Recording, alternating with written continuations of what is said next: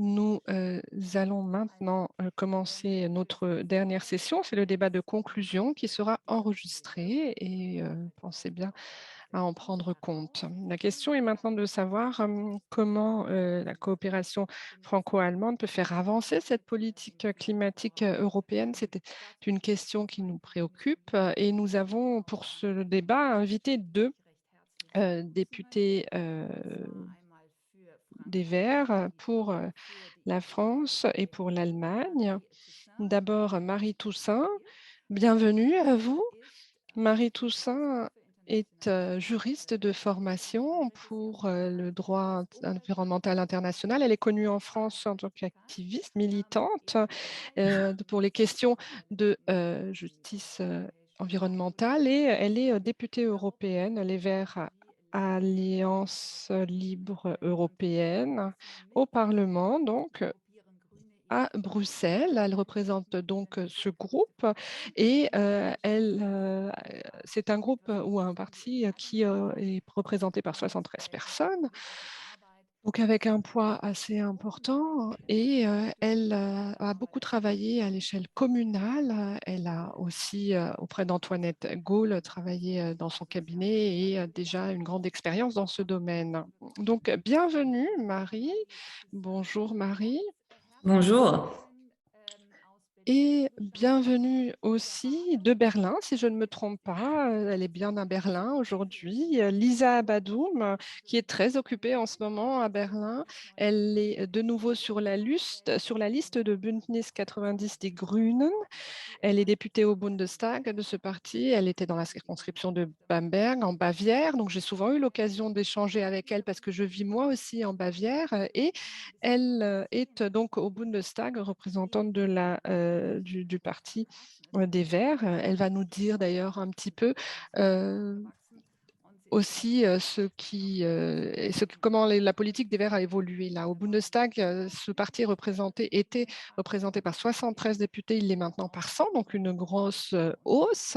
Et elle va nous parler ici en tant que représentante de la Commission d'énergie et d'économie de différents sujets. Et dans ce contexte, aujourd'hui, je souhaite rappeler que nous en sommes aujourd'hui à une phase de transition puisque Angela Merkel a quitté son poste. C'est hier, c'est la chancelière sortante et le 6 décembre prochain, nous aurons un vote qui aura lieu pour valider le contrat de coalition pour donner naissance au gouvernement de feu tricolore qui va ensuite gouverner en Allemagne avec un nouveau chancelier. Donc, voilà, ça c'est pour le contexte. Et une fois de plus, je souhaite souhaiter la bienvenue à Lisa. Merci. Je propose donc que nous lancions le débat. Alors, suite aux ateliers de ce matin, j'ai eu l'impression que, il y avait beaucoup d'éléments positifs qui ressortaient de la part du secteur industriel, mais aussi du monde politique en Europe, en France, on le sait aussi, le ministre des Finances est plutôt positif là-dessus et on réfléchit déjà à la manière dont on peut accélérer les choses. Et c'est vrai qu'on est peut-être un petit peu aujourd'hui, en raison des objectifs qui ont été définis, sous pression pour les atteindre. Mais puisqu'on parle de transition verte, de transformation, dit-on en allemand, verte, du gouvernement fédéral, où en est-on? Lisa Badoum, nous savons que les Verts sont à différents ministères, 4, aux affaires étrangères, à l'agriculture et à l'énergie, à l'économie. Donc il y a quand même beaucoup de monde de votre parti, pour ainsi dire, qui est représenté. Alors, à votre avis, quelle sera l'influence verte dans ce gouvernement fédéral pour les questions concernant l'ensemble du pays, la fédération? Donc, merci. Merci de me donner la parole. Alors, c'est vrai que nous avons participé évidemment à l'élaboration de ce contrat de coalition et nous avons effectivement ensemble beaucoup réfléchi avec Sven Giegold à ces questions.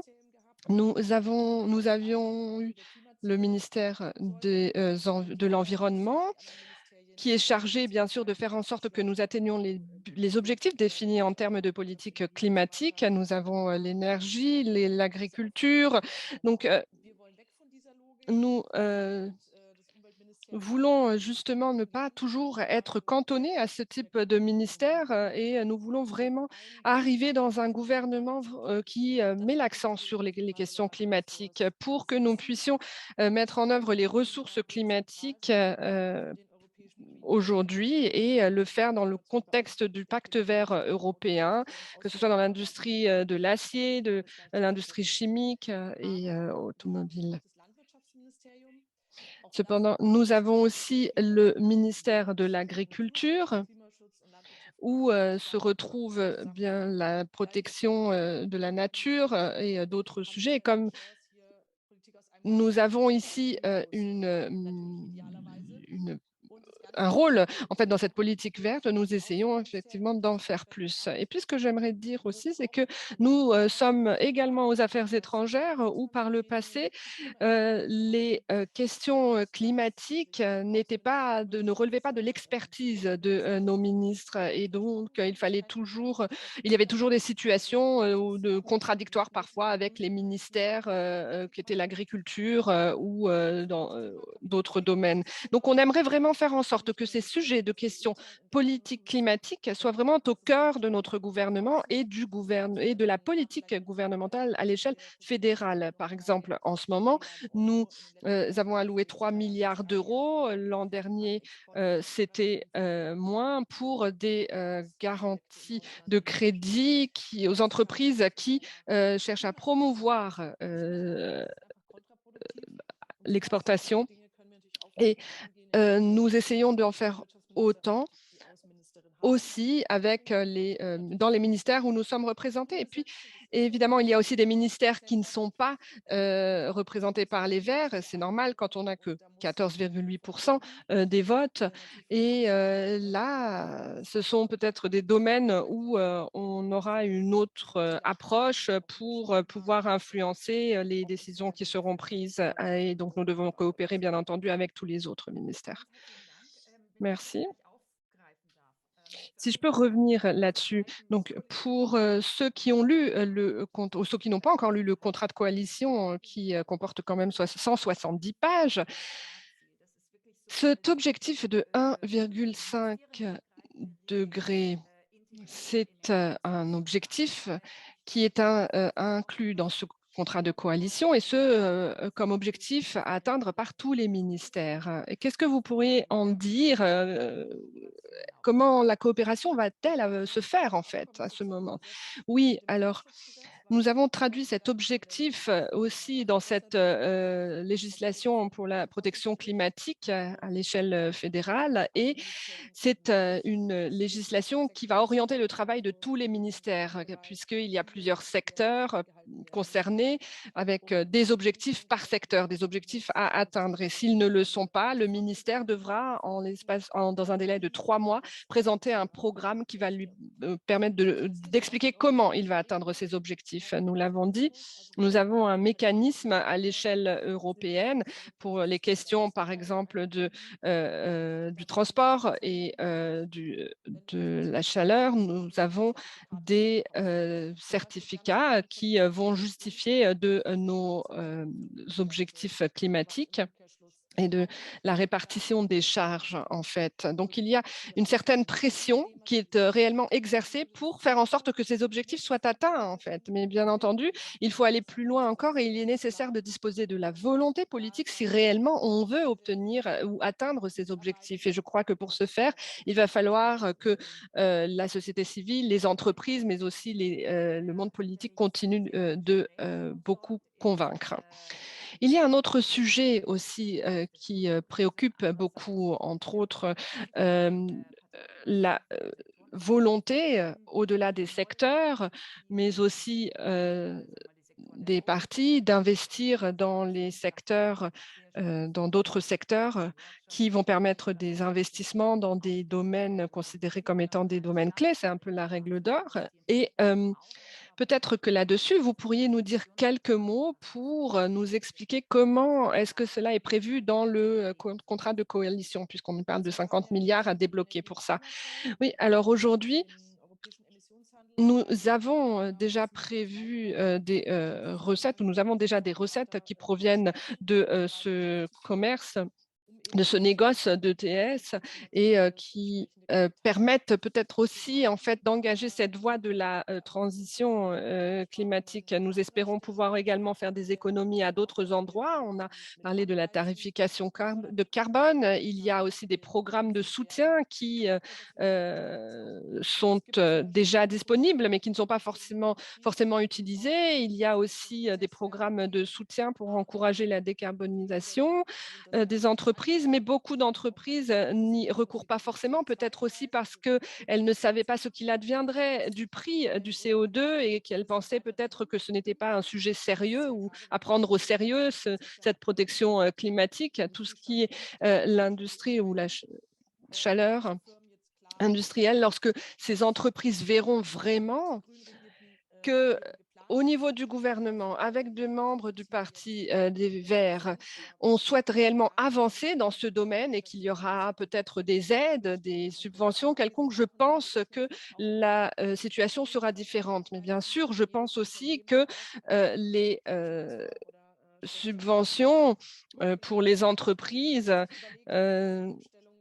ne suffit pas en elle-même, il faut aussi qu'elle soit là pour la population et je crois qu'on réfléchit déjà effectivement à aller dans ce sens. Il ne faut pas que les entreprises non plus se reposent sur cette idée de financement éternel de la part de l'État. Ce n'est pas possible. Merci beaucoup.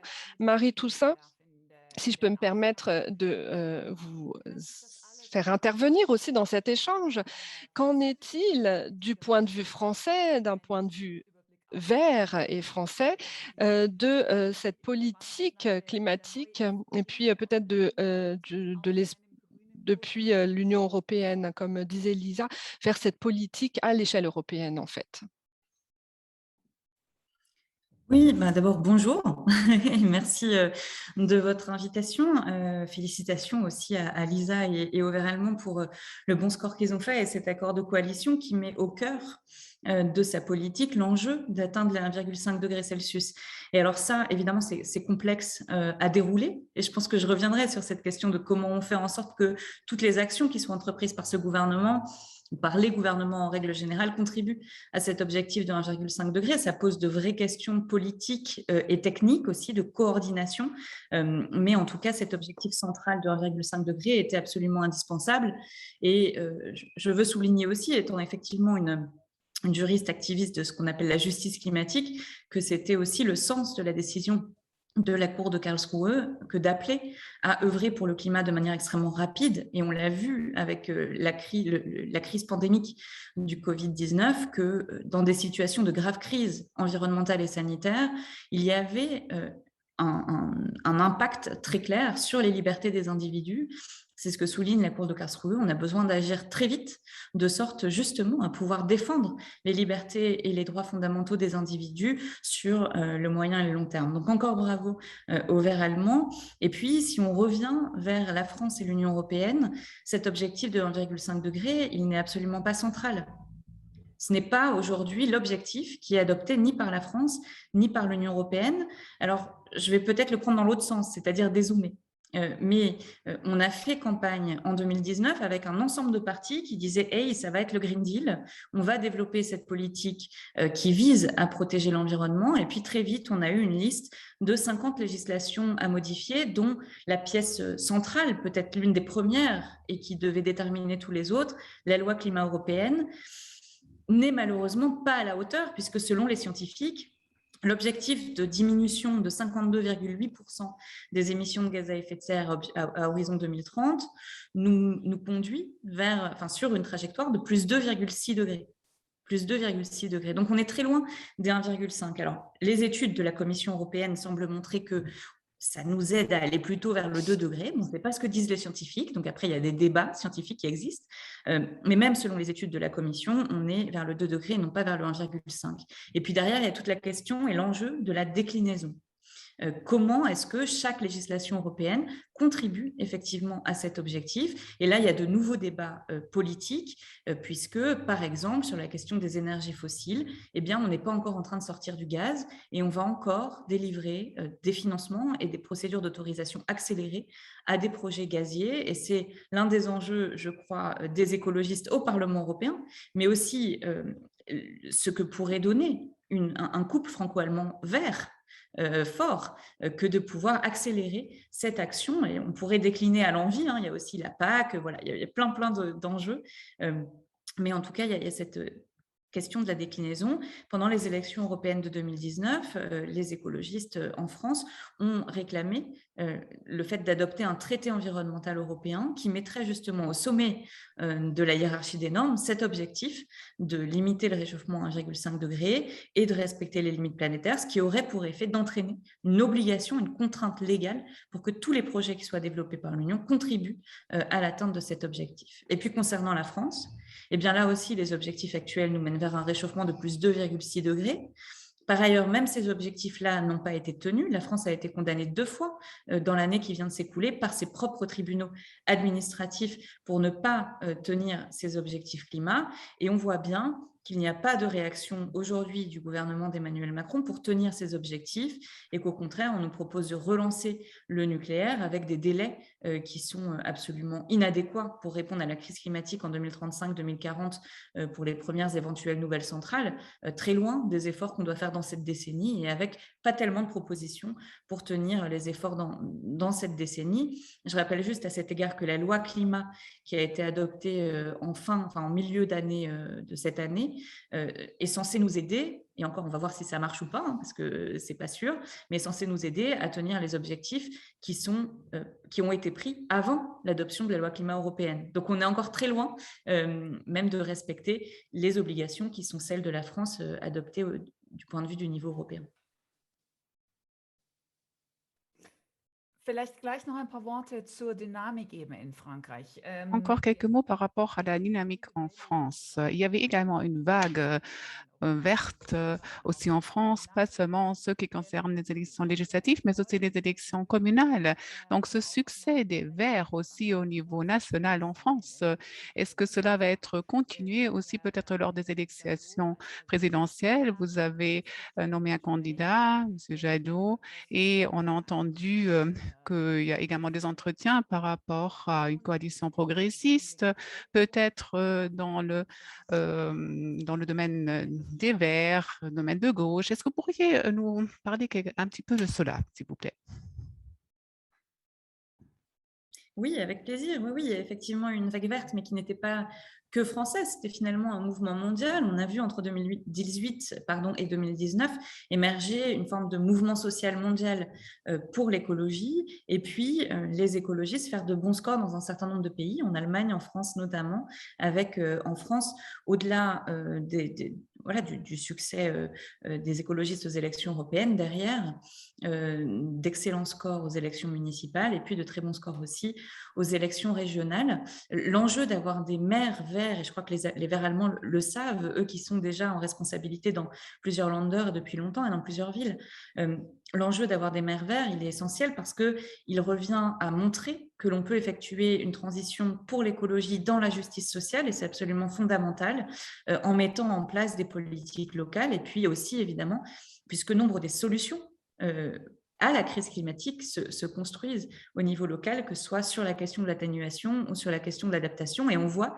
les maires verts à l'œuvre changer à la fois les politiques agroalimentaires dans les collectivités, remettre de la nature en ville qui sont absolument essentielles pour absorber les puits de carbone et pouvoir contrer à la fois les risques d'inondation et de vagues de chaleur, et puis construire des logements sociaux qui évitent toute situation de précarité énergétique. Donc voilà, ces maires verts, ils sont absolument indispensables. Ils montrent qu'on peut le faire avec le soutien de la population Et je crois que ça construit la suite. Mais votre question, c'était plutôt sur les perspectives des écologistes dans le cadre des élections nationales, présidentielles et législatives en France. Là, je ne peux que faire une forme de... Die nationale Ebene, genau, damit Sie wie auch in den Oui, justement, je voulais parler du niveau national. Donc, en Allemagne, vous avez dans le traité de coalition ce déficit de 1,5%. Est-ce que vous allez faire la même chose en France? Est-ce que ce serait possible? Oui, eh ben, alors oui. Notre enjeu en France, c'est effectivement de mettre déjà au cœur de la campagne cet enjeu du climat. C'est d'ailleurs mon rôle, puisque je suis chargée climat du candidat écologiste Yannick Jadot, de placer effectivement cet enjeu climatique comme l'enjeu de tous les enjeux. Je l'ai dit tout à l'heure, on a une décennie pour transformer complètement notre modèle économique et industriel, et c'est absolument essentiel que la France participe à cet effort et donc le mettre au cœur de la campagne. Aujourd'hui, on n'en parle pas beaucoup. Je ne sais pas à quel point les auditeurs, les auditrices de cet événement suivent la vie politique française, mais par exemple, dans le cas des débats de la primaire de la droite en France, très peu de minutes ont été accordées à la question climatique. Donc ça, c'est notre première mission, faire en sorte que le climat soit vraiment dans les débats et qu'effectivement, derrière, on réfléchisse à comment y répondre. Les écologistes portent aussi, je vous ai parlé du traité environnemental européen, on porte aussi le projet de modifier la constitution française pour en faire une véritable constitution écologique qui, là aussi, œuvre pour le climat, œuvre pour la biodiversité, pour le respect des limites planétaires et évidemment derrière pour l'égalité et les droits fondamentaux.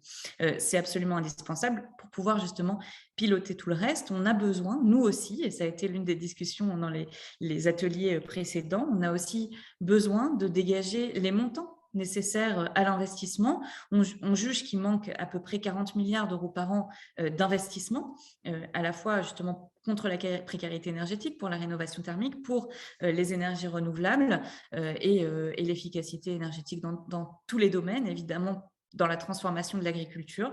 Donc, on va aller chercher ces milliards d'investissements dans plusieurs endroits. Donc, changer les normes, se donner les moyens d'atteindre nos objectifs et agir aussi dans la justice climatique et sociale. Vous n'êtes pas sans savoir que la France a été marquée par le mouvement des Gilets jaunes qui dénonçait le fait que la taxe sur les pollutions repose aujourd'hui en France de manière disproportionnée sur les plus pauvres par rapport aux plus riches, là où il y a encore 13,5 ans d'espérance de vie d'écart entre les plus riches et les plus pauvres. Donc, on a besoin d'avancer vers cette justice climatique et environnementale.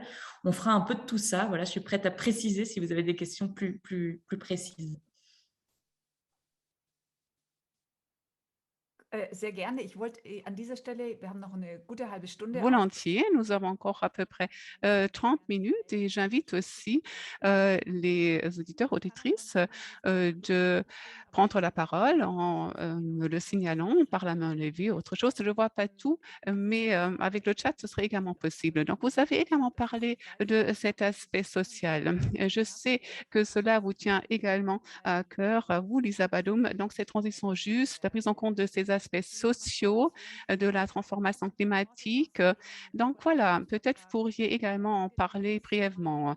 Donc, lorsqu'on parle du traité de coalition, disons, ce début du traité de coalition, on a beaucoup parlé du reskilling, du upskilling, de l'investissement dans l'éducation pour faire en sorte que les personnes puissent donc trouver de nouveaux emplois. Est-ce que c'est juste? Oui, tout à fait. Il y a beaucoup d'aspects qui vont dans ce sens, mais j'aimerais tout d'abord parler justement de ces transitions justes.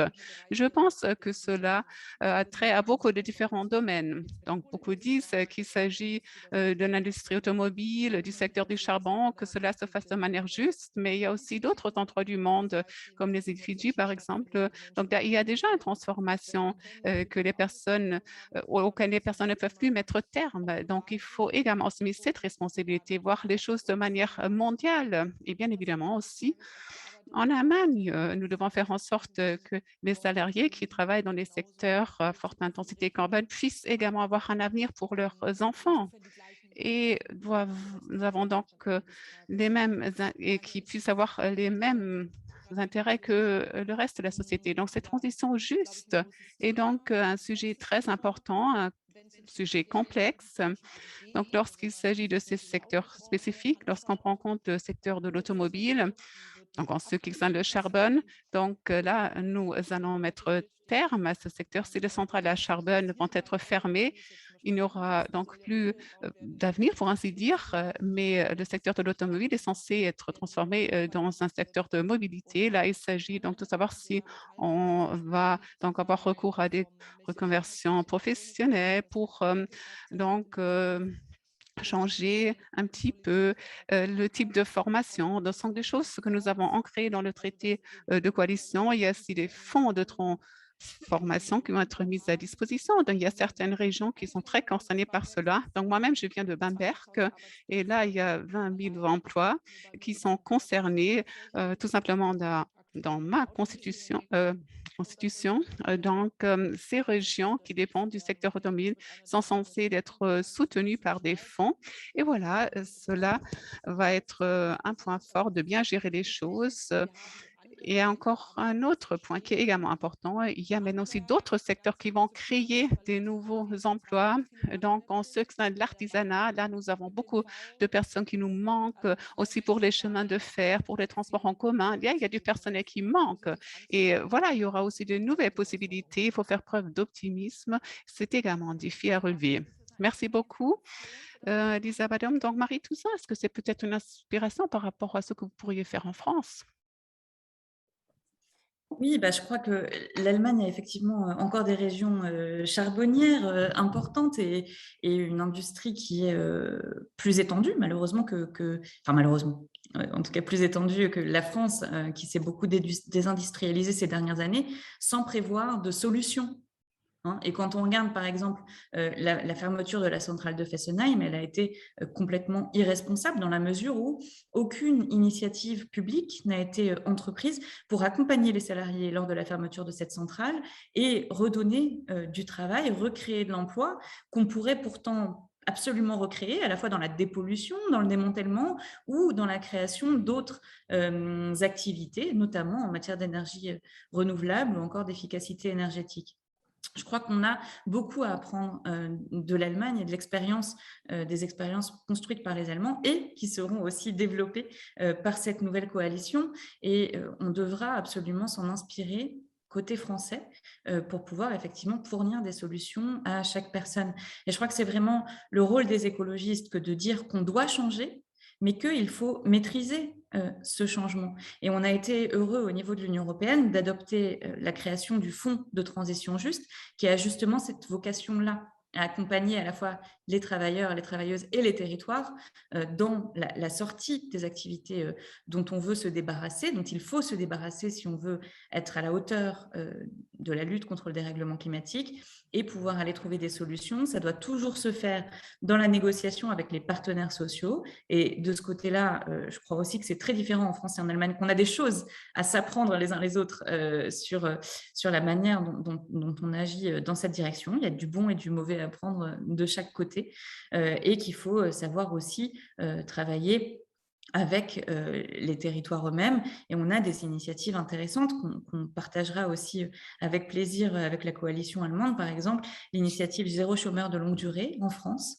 qui accompagne les personnes durablement éloignées de l'emploi vers le fait de retrouver des emplois qui sont utiles à la société et qui participent à cette transition écologique et sociale. En tout cas, ça faisait partie des Verts allemands que de préparer justement cette transition en ne laissant personne de côté. Ce n'est pas juste des mots en l'air, c'est aussi des politiques publiques qu'on propose. Et en France aussi, les écologistes proposent de bien préparer la transformation de ces territoires. On pense que c'est absolument central, pas seulement pour faire adhérer à la transition, mais en soi, c'est absolument central qu'on ne détruise pas des vies humaines au cours de cette transition qui a justement vocation à préserver des vies humaines. Danke, Marie Toussaint. In Anbetracht der Tatsache... Merci, Madame Toussaint. Donc, nous sommes maintenant confrontés à cette transformation. Cela vaut surtout pour les secteurs très industrialisés, surtout pour la France et pour l'Allemagne. Donc, ce mécanisme de transition juste, est-ce qu'il va assez loin? Est-ce que la répartition est suffisamment juste? Donc là, je pense par exemple à l'Allemagne et la Pologne qui reçoivent beaucoup d'argent. La Grèce, par exemple, des fois beaucoup d'efforts, mais la Grèce dépend fortement du charbon et la Grèce a dit qu'ils vont d'ici 2028 sortir du charbon. Donc, est-ce qu'il faut encore ajuster les choses ou est-ce que cela fonctionne tel que les choses se présentent à l'heure actuelle?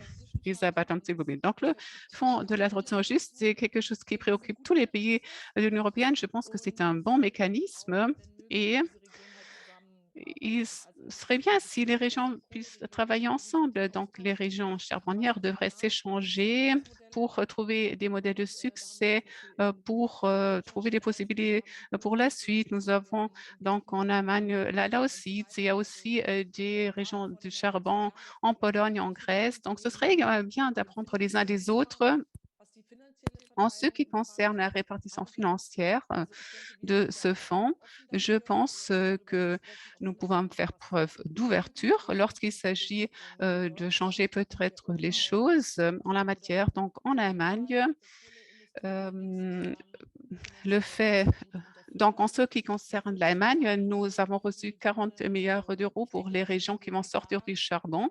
Je pense que nous sommes dans une bonne situation en la matière et peut-être il faudrait regarder vers les pays qui ont un besoin accru en la matière. Je pense que les ambitions de la Grèce sont très élevées. Donc, dans le nord de la Grèce, il y a seulement le charbon en tant que filière industrielle, mais la Grèce planifie vraiment les choses de cette manière, aussi l'implication des régions. La Grèce veut faire avancer les énergies renouvelables. Je pense que c'est une très bonne approche et si nous n'allons pas sortir du charbon au niveau européen, nous n'allons pas y parvenir. Et là, il faut parler de la Pologne, car si nous n'allons pas être à la hauteur de cela, nous n'allons pas être à la hauteur de lutter contre ce changement climatique. Et donc, je dis toujours qu'il faut aussi regarder vers les autres pays. Il y a aussi la question du nucléaire, bien évidemment, mais je pense que nous allons encore en parler. Donc, comment est-ce que nous allons pouvoir résoudre cela de manière crédible?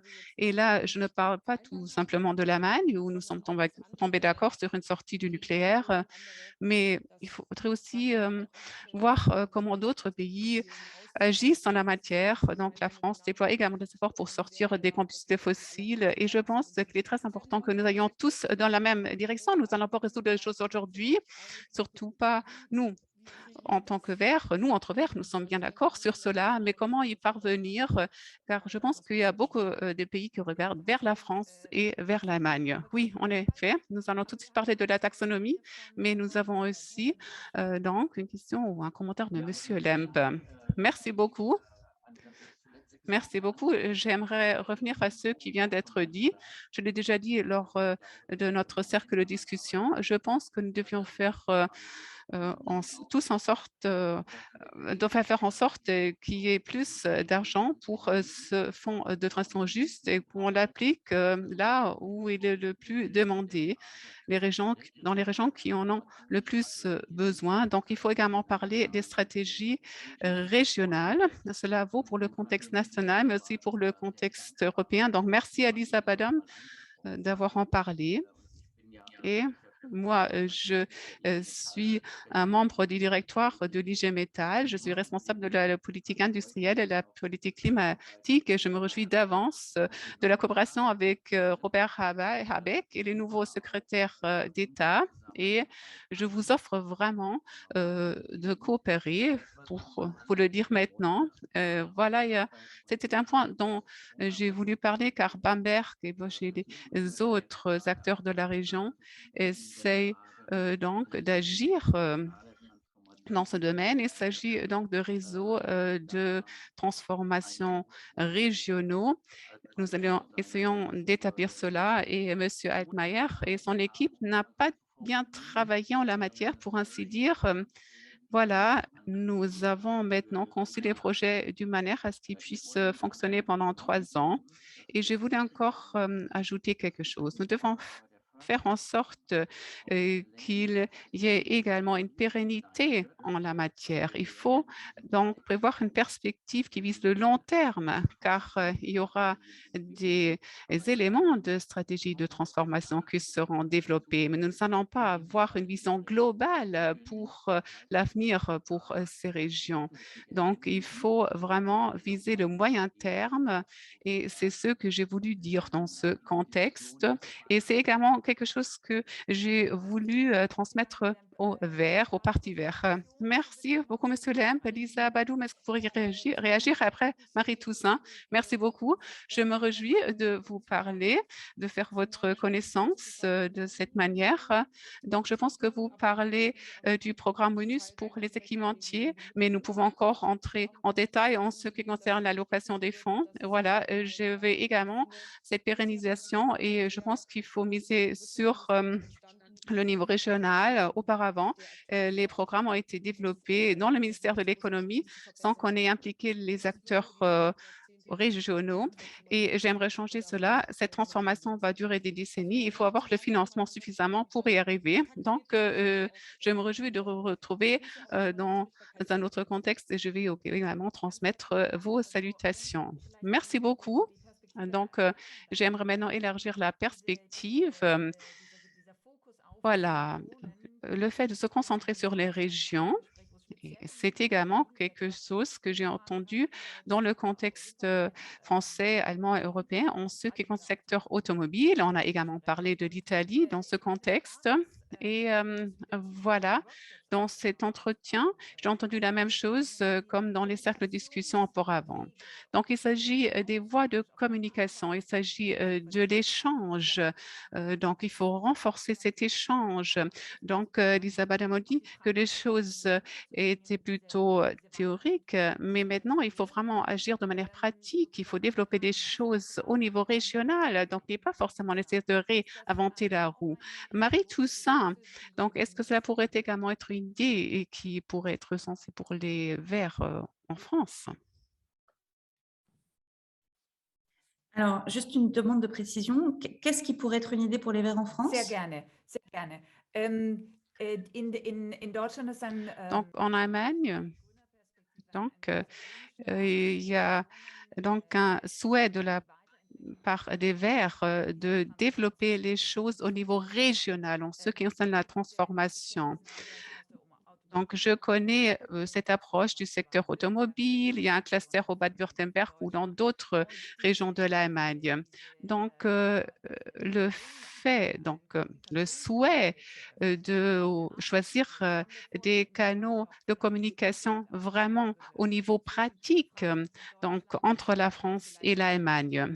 Donc, peut-être aussi avec le soutien de l'Union européenne, donc de vraiment organiser cette transformation en coopérant donc vraiment entre donc vraiment à un niveau inférieur, pas forcément toujours à un niveau supérieur, vraiment de manière pratique. Comment est-ce que vous voyez cela en tant que représentante des Verts français? Donc peut-être lancer des projets exemplaires au niveau régional. Qu'est-ce que vous en pensez?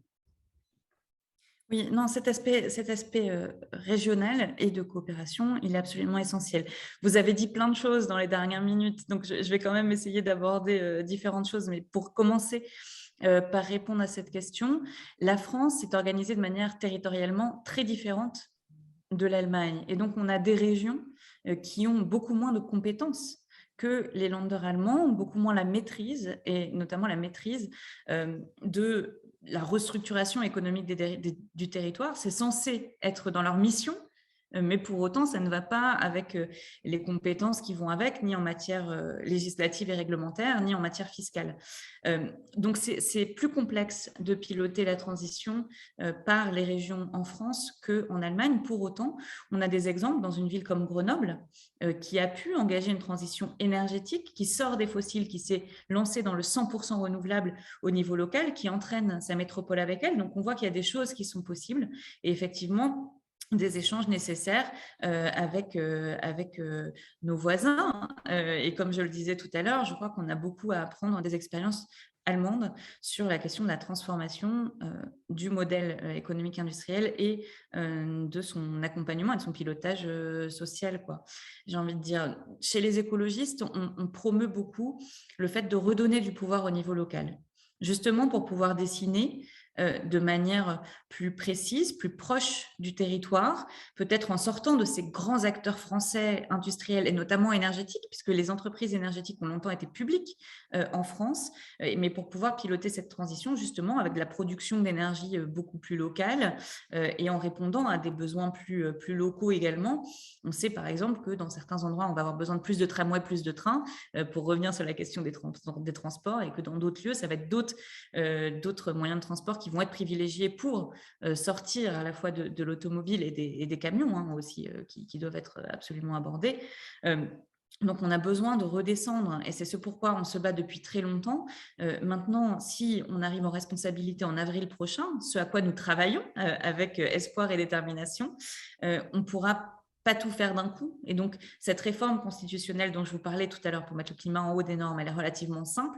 Réformer plus en profondeur la Constitution et les lois organiques qui permettraient aux régions d'agir plus, ça va prendre plus de temps. Hein. Donc, il faut aussi se le dire, ça va prendre plus de temps. C'est évidemment l'un de nos objectifs. Ça ne pourra pas être fait tout de suite, ce qui n'empêche pas qu'on communique plus entre les régions quand même pour trouver des solutions.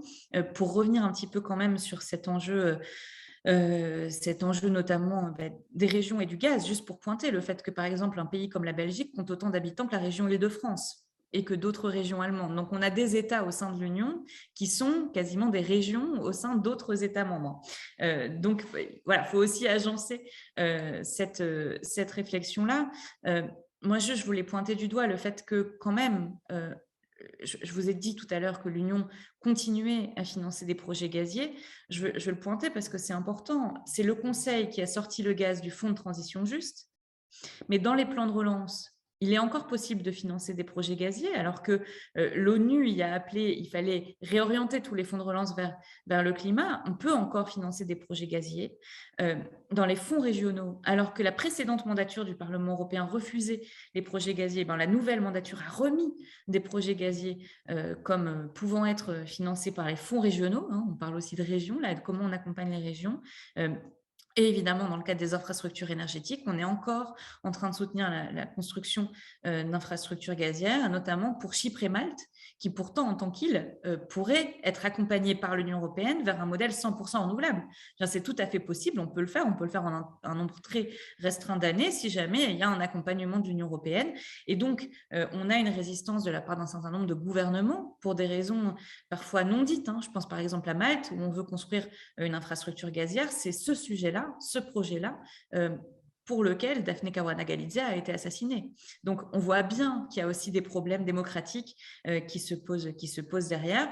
Je crois personnellement que chaque Européenne et chaque Européen a le droit de vivre dans un climat stable et avec un air respirable, que c'est le droit de chacune et de chacun, et que si des gouvernements, pour des raisons plus ou moins révélables, s'y opposent, c'est en tout cas la responsabilité de l'Union européenne et du reste des États membres que d'accompagner ces régions-là dans cette transition et que de mettre les moyens au service de cette transition plutôt que de continuer à investir dans des énergies climaticides alors qu'on pourrait tout à fait faire autrement.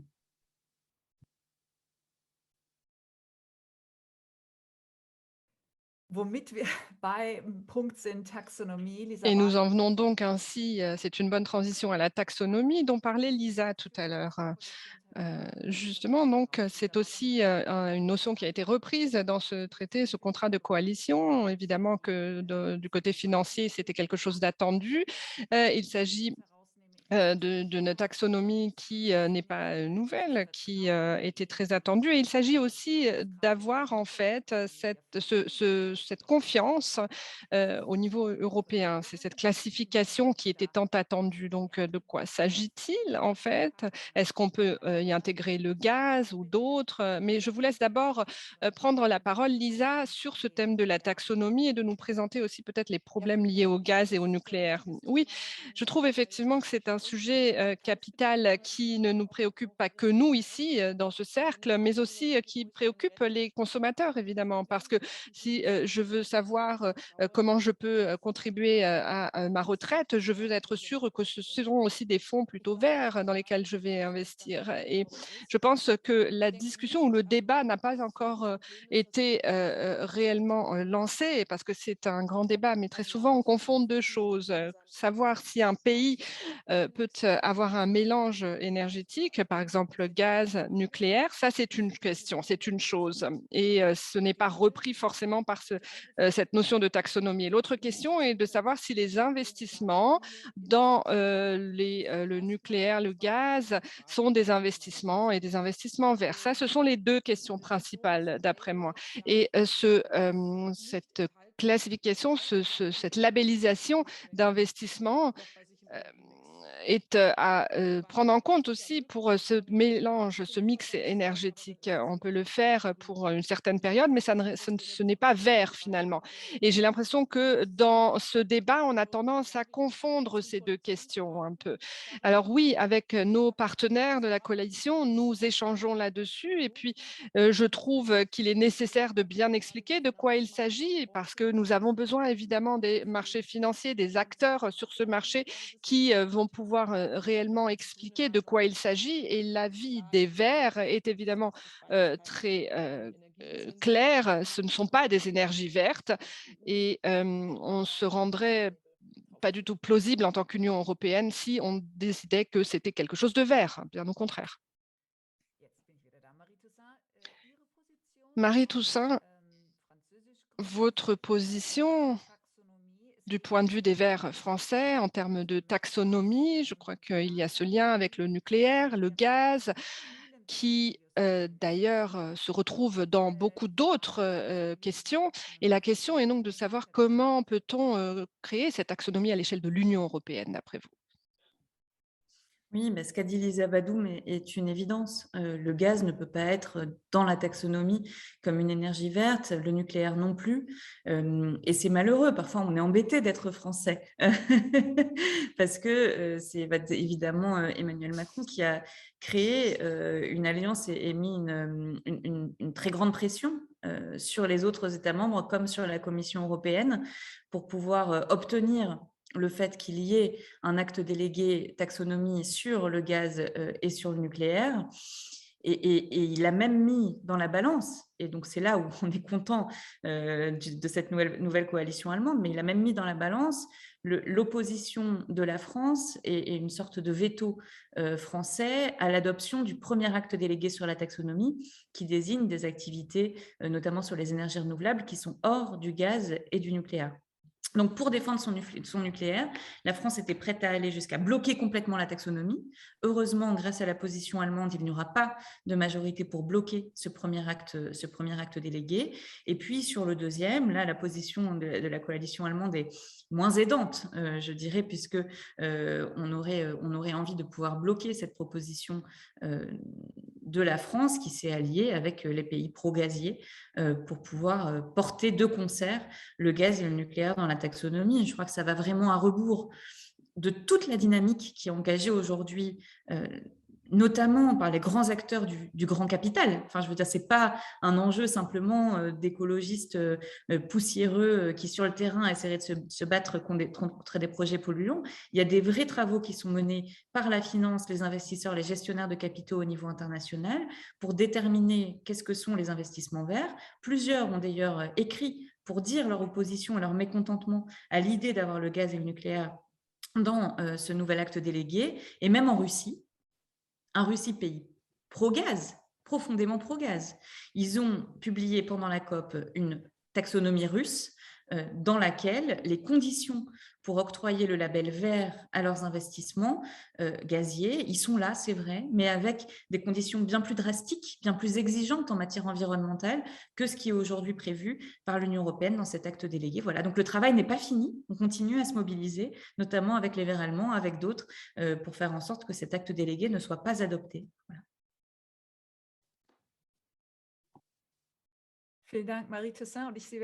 Merci beaucoup, Marie Toussaint. Je vois que nous avons une question de Marie Augère, notre hôtesse pour aujourd'hui. Et merci à vous. Nous avons, pendant ces 2 jours, essayé de définir quelle est la capacité d'action de l'UE dans ces processus de transformation globale. devant mener en perspective à la neutralité climatique, de voir la capacité de l'UE en tant qu'acteur interne et externe dans le contexte de la crise qui nous a occupés qui nous occupe encore depuis 2 ans. Et par rapport à cette question macro qui reste, oui, sûrement très large et à laquelle on essaye toujours d'apporter des éléments de réponse, notamment en faisant dialoguer les 2 pays, comme ça a été le cas dans ce forum, se pose la question, et nous l'avons évoqué à plusieurs fois, la question de la bonne gouvernance en Europe, au sein de l'UE, pour réussir cette transformation. Et une gouvernance qui s'appuie à la fois sur les institutions communautaires et politiques de l'UE, mais aussi, bien sûr, qui s'appuie sur le travail sur les États membres, le niveau régional. La question de la subsidiarité est très importante pour mener à bien ces processus. C'est une question complexe. Est-ce que de manière très générale, vous pensez que cette gouvernance fonctionne bien, ou est-ce que vous voyez, ou quelles sont les difficultés que vous voyez et les recommandations pour que cette transformation soit effective? Et le deuxième aspect, puisqu'on a beaucoup parlé du Green Deal, Fit for 55, c'est un projet très important lancé. On a eu la crise du corona, on s'est demandé s'il allait vraiment avoir lieu ou il a été repoussé un petit peu, puis finalement appliqué, puisqu'il s'agit d'un projet compliqué. Est-ce que vous pensez que cela va fonctionner? Et quelles sont aussi les difficultés que vous voyez, les recommandations? Donc, c'est une question très macro, mais je serais intéressée par vos analyses dans cette direction pour conclure notamment les réflexions de notre forum.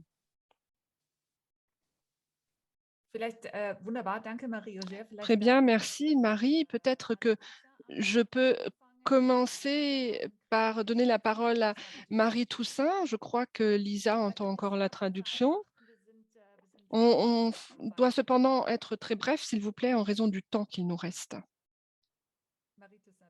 Marie Toussaint, vous pouvez peut-être réagir à ce que vient de dire Marie Augère. Oui, alors je ne suis pas tout à fait sûre d'avoir bien compris la précision de la question, mais si c'est est-ce qu'on va pouvoir transformer ce Fit for 55, notamment au regard de la crise, le sentiment que j'ai quand même, c'est que quand cette crise a éclaté, on était dans ce processus du Green Deal, du Fit for 55, et qu'il y avait des volontés vraiment de transformer notre modèle, que pendant les premiers mois de la crise, un peu partout en Europe, d'ailleurs, on parlait du monde d'après et de reconstruire différemment que le modèle précédent.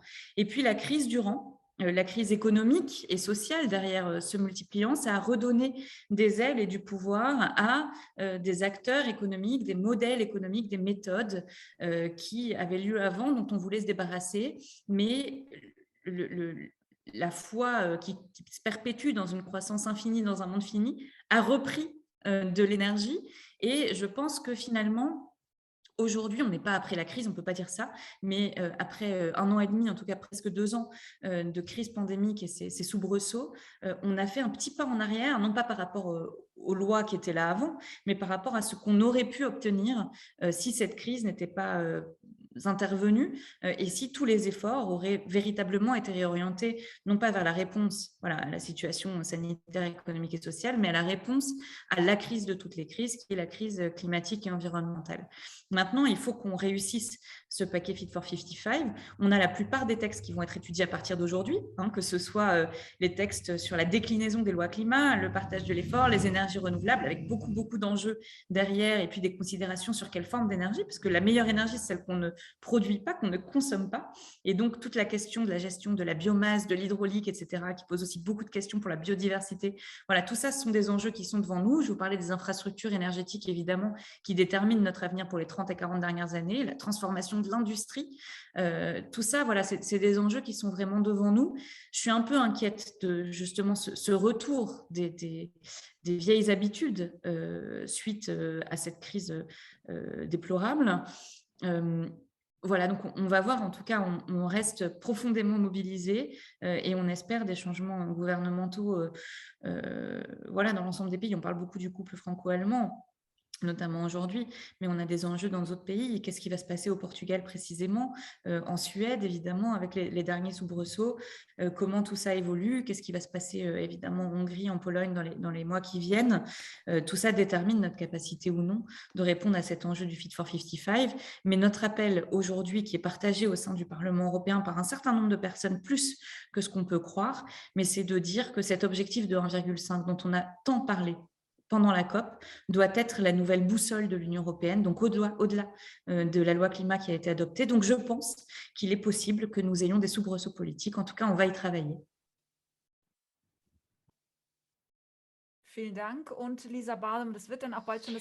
Merci. Et Lisa Badum, la parole est à vous pour les mots de conclusion, parce que nous en sommes à la fin de notre session. Oui, je crois que la pandémie et la crise climatique sont deux sujets très imbriqués et je crois qu'on ne pourra pas faire autrement. Il est important de mobiliser encore plus de fonds. On a déjà mobilisé beaucoup de fonds via l'Union européenne avant et pendant la crise de la Covid-19 et le Green Deal, le pacte vert est à l'ordre du jour de l'Union européenne. Il est important que nous décidions très vite là-dessus et que nous puissions, dans le cadre d'un dialogue, avancer et clôturer ce sujet. Pour moi, il n'y a aucune raison, aucun argument valable pour s'y prendre autrement. Il est impératif que nous avancions dans ce domaine, même si nous devons vivre encore avec cette pandémie. Il faut que nous avancions en parallèle sur ces deux autres sujets parce que ce sont deux crises, le climat et la pandémie, qui sont importantes et auxquelles nous devons faire face. Merci Marie-Toussaint, Lisa Badum, pour les mots de conclusion. J'ai retenu quelques mots de la chancelière sortante de ce qu'elle a écrit en 1997, avant donc d'être chancelière. Et dans ce livre qu'elle avait publié, on a l'impression quand même de retrouver beaucoup ce qu'on connaît de Greta Thunberg aujourd'hui, à savoir cette lutte, cette importance cruciale de lutter contre le changement climatique. Et elle écrivait qu'à l'échelle internationale, il ne serait possible d'avancer que si nous travaillons main dans la main, les pays industriels, par exemple, entre parenthèses, la France et l'Allemagne, si nous sommes en mesure de changer nos modes de vie. Et ça, fin de citation, cela implique évidemment l'action des politiques et la volonté politique. Voilà, merci à tous, merci d'avoir participé à cette session, merci à nos intervenantes, beaucoup de succès à vous deux. Et puis, je passe la parole à Marie Augère. Merci, merci Judith, merci Marie. Et bon week-end à tout le monde.